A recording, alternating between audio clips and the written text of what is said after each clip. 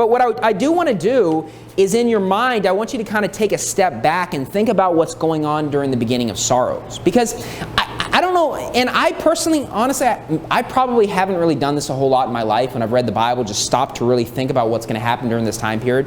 But I think most Christians seem to think that they're going to basically just go to their 9-to-5 job every day. Like, oh, I'm going to go to work on Monday morning, come home, do a little Bible reading, spend some time with the family, go grocery shopping. Wednesday night service, I'll be there at church. And then on Sunday, I'll be there, soul winning. And oh yeah, I know we'll have less money, but no, that's not what it's going to be like during the beginning of sorrows. Look, if there's people that are not working and there's no food, do you realize there's going to be places without any electricity? Places without any water?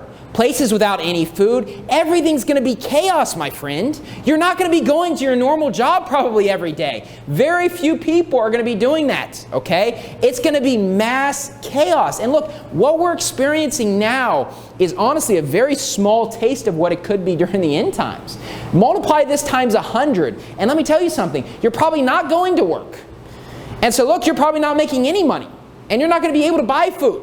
Okay? That's the reality during the beginning of sorrows. People seem to think, man, the Great Tribulation is so tough, but the beginning of sorrows is just, yeah, I mean, it's not that. Things are going to be more expensive, but also be going to church every service. No, I mean, you're probably going to get arrested if you're trying to go soul winning and things such as that.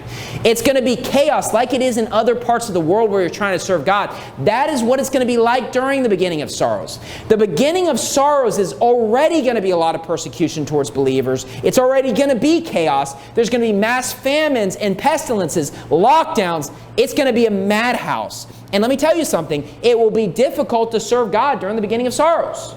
It's not going to be easy. And when you stop to see what's going on during these seals, and you realize that this is probably the greatest persecution until the Great Tribulation, you must understand that during the beginning of sorrows, it's going to be very, very difficult. This is why I really just don't think we're that close, because quite honestly, we're not at the beginning of sorrows.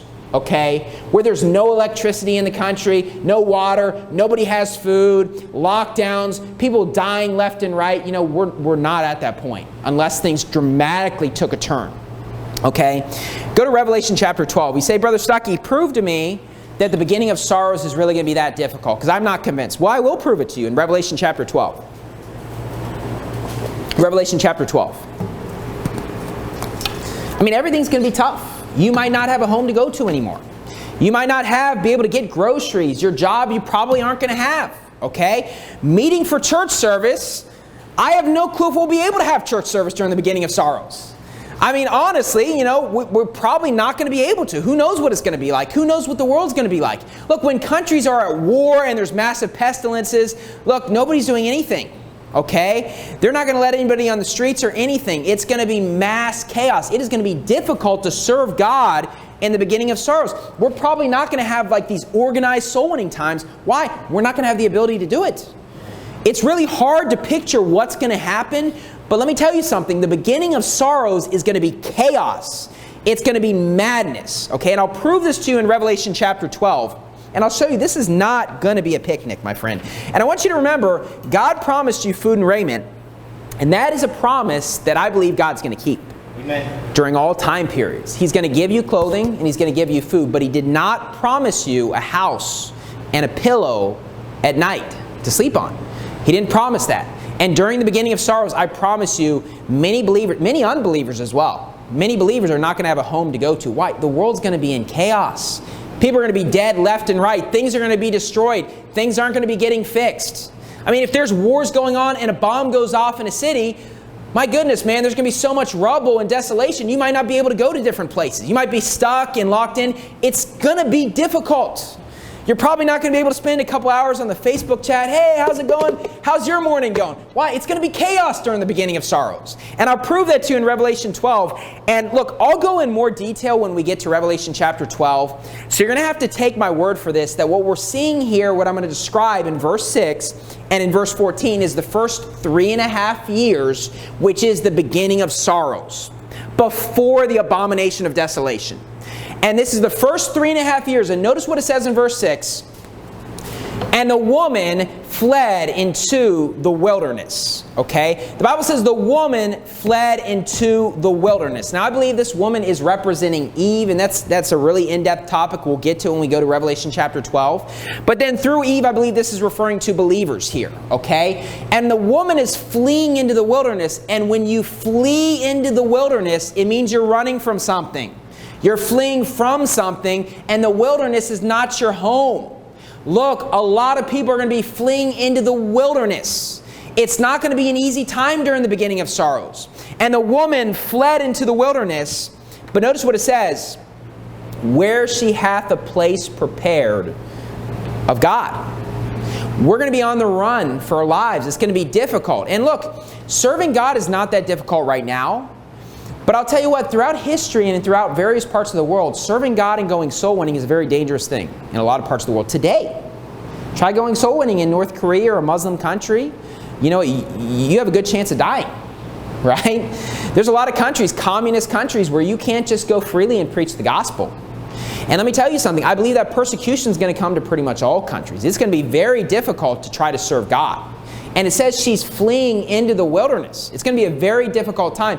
But the encouraging thing is, where she hath a place prepared of God. God has a place prepared for you. And it might not be your home anymore.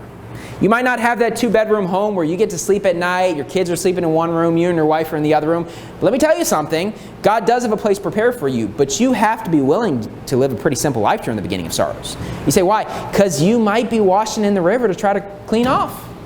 You might not have the electricity. You might not have, oh man, I got my toothbrush here. And no, it's going to be chaos during that time. You have a place prepared of God where God will feed you.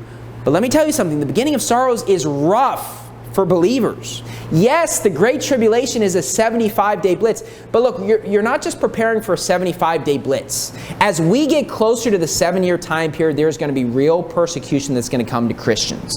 It's going to progressively get worse. And there will come a time period probably in our lives where going soul winning is not the easiest thing to do anymore.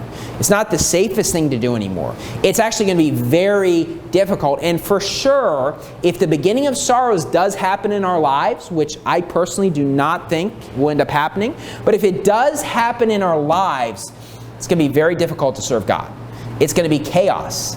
And look, meeting for organized church services, I mean, it's probably going to be done the old-fashioned way, where you're just out in the wilderness with like John the Baptist preaching to you, and you have a group of 6 people and you're getting together and just trying to go soul winning however you can and just trusting in God to feed you. That could be the reality. Why? It says she fled into the wilderness, where she hath a place prepared of God. You say, why do you say this is the first 3.5 years? That they should feed her there 1,260 days. 1,260 days, and I'll prove this as we go to Revelation 12 later on. Not in this sermon, but a future sermon. This is 3.5 years, and this is the first 3.5 years, the beginning of sorrows. And in the beginning of sorrows, she's fleeing into a wilderness.